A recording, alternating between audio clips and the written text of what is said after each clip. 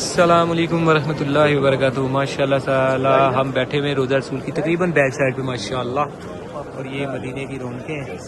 आपको दिखाते हैं, ये छत का कुछ मंजर है और ये सारे अफ्तारी के अहतमाम है माशाल्लाह।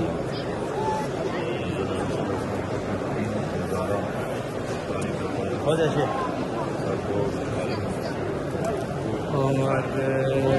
ये हूँ मैं हकीम अवैस आप लोगों के सामने माशाल्लाह से।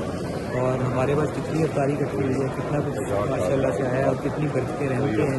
करम साहब यहाँ मेहमान है अल्लाह के बच्चे, ठीक है, रोज़ा रसूल पे माशाल्लाह से।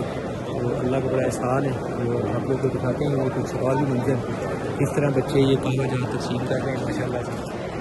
एक छोटा बच्चा है माशाल्लाह से कहवा दे रहा है, ये बड़े भाई तरीके है,